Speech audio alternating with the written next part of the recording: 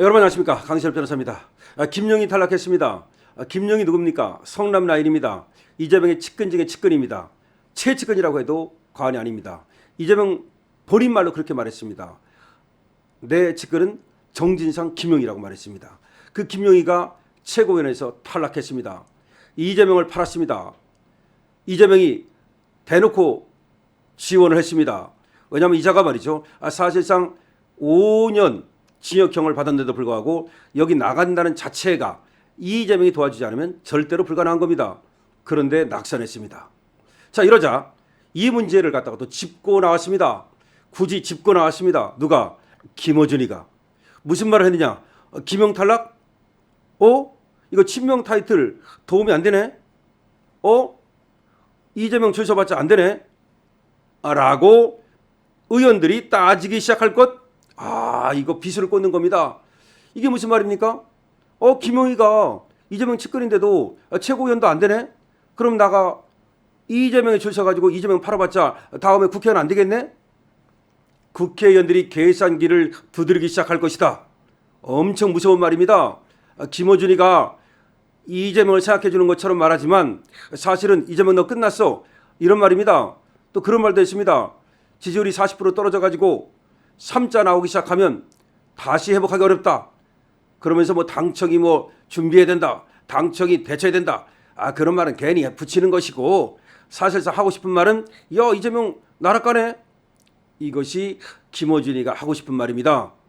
김어준이가 굳이 김용 떨어진 걸 갖다가 그렇게 끄집어내서 이재명 안 먹히네, 이렇게 말할 필요가 뭐가 있습니까? 그런 의도가 있는 거죠. 이 소식 빠르게 전하겠습니다. 강신엽TV는 팩트를 가장 신속하고 정확하게 전달해드립니다.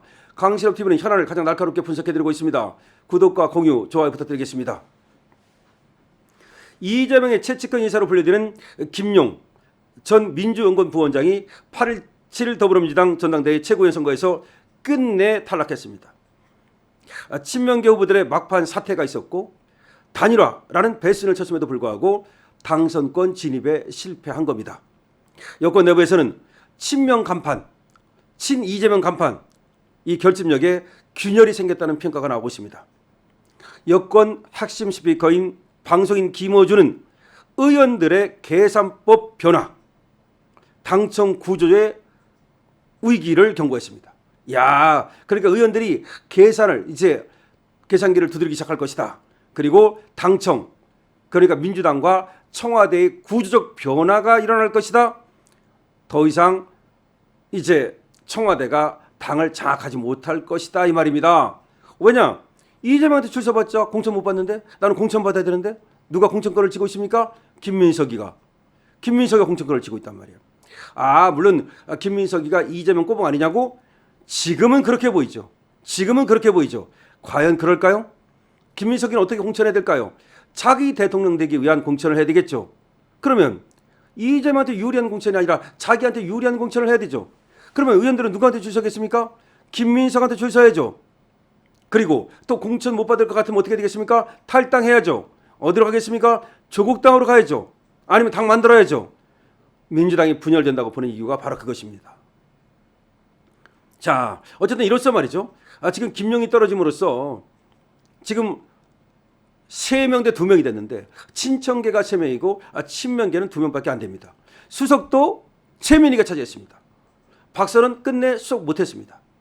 결과적으로 이거는 이재명의 패배라는 말이 나오는 겁니다. 김민석 당대표만 간신히 됐을 뿐입니다. 정청래는 말이죠, 사실상 불복했습니다. 선거가 끝나자마자 라방을 켜고 숫자에서만 졌다. 이게 무슨 말입니까? 팀 정청래가 3명 됐지 않습니까? 최고위원. 그리고 자기도 국민 여론조사에서는 이겼다, 이겁니다. 그걸 얘기했습니다.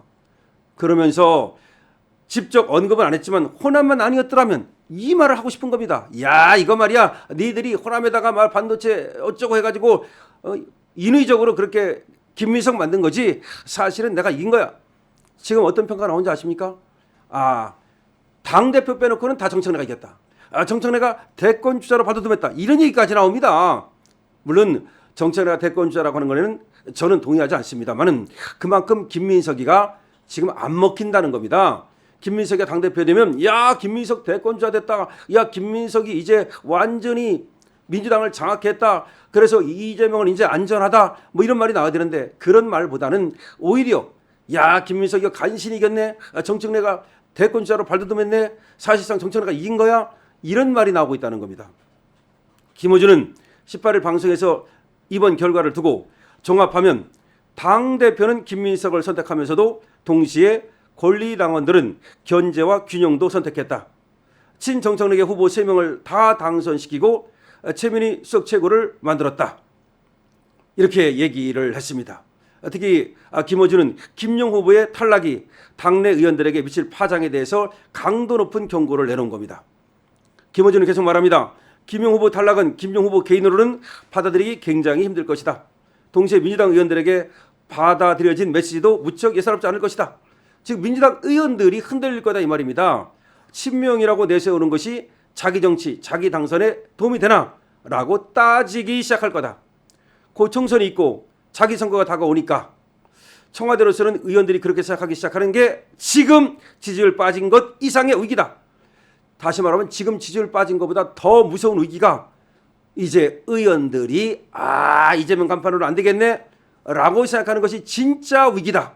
이렇게 얘기를 한 겁니다. 누가? 김어준이가 지지율 빠지는 것도 위기지만 국회의원들이 이제 이재명 간판을 버리기 시작할 거다. 그게 진짜 위기다. 그러면서 아무리 일을 잘해도 그 결과를 해석해 줄 코지층이 등을 돌리면 아무 소용이 없다. 이재명이 암만 일 잘해봤자 이재명 코지층이 등을 돌리기 시작하면 아웃이다. 한번 지지율이 앞자리가 3으로 떨어지면 역대 대통령 거의 누구도 해결하지 못했다. 그걸 어떻게 막는가가 수많은 정책보다도 중요하다. 이렇게 얘기를 한 겁니다. 정치권에서는 말이죠. 자, 김용의 낙선이 단순한 원외 인사 한석의 실패를 넘어선 상징적 사건이라는 해석이 나오고 있습니다. 대통령의 핵심 직권이라 할지라도 당원 표심을 무조건 담보할 수 없다. 대통령 팔아서 된다는 보장이 없다. 이게 엄청난 파장을 던질 거라는 겁니다. 여권 관계자는 이재명 지지율이 반등하지 못한다면 다음 총선에서 친명 타이틀이 선거에 도움이 되지 않을 것이다. 친명 타이틀이 선거에 도움이 되지 않는다면 어떤 일이 벌어지겠습니까? 앞다투어서 난파선에서 뛰어내릴 것이다. 그런 얘기가 되는 겁니다. 이재명 난파선 되는 겁니다. 자, 지금 김어준이가 이재명 난파선을 갖다가 벌써 공격하기 시작한 겁니다. 침몰시키기 시작한 겁니다. 김어준이가 고양이가 생선 걱정해 주듯이 고양이가 쥐 걱정해 주듯이 지금 우야하는 척 당청이 뭐 준비해야 된다, 대처를 해야 된다 이렇게 말하고 있지만 김용의 탈락을 끄집어냈다는 자체가 사실상 이걸 이용해가지고 3쿠션으로 이재명을 저격하고 있는 겁니다. 너 이재명 나한테 잘해. 그런 얘기입니다. 그러니까 김어준이가 상황 아닙니까? 그러니까 이 상황한테 잘해. 너 남한테 잘못하면 계속해서 깔 거야. 그러면 아웃이야. 이재명 지지율 떨어지기 시작했는데 거기다가 국회의원까지 등을 돌리면 아웃인데 국회의원들은 나한테 줄 서고 있어. 사실 민주당 국회의원들이 김어준한테 줄 서는 애들이 많지 않습니까? 바로 김어준이가 이재명과의 한판 승부를 지금 선전포고를 한 거 아니냐 이렇게까지 얘기할 수도 있는 겁니다. 자, 이재명이 이래저래 날아가고 있습니다. 지지율 떨어져서 날아가고 이제 의원들이 등을 돌리기 시작할 거라는 겁니다. 여러분들이 이에 대해서 어떻게 생각하십니까? 여러분들의 의견을 댓글로 적어주시기 바랍니다. 강신업TV의 구독과 공유를 부탁드립니다. 강신업TV입니다.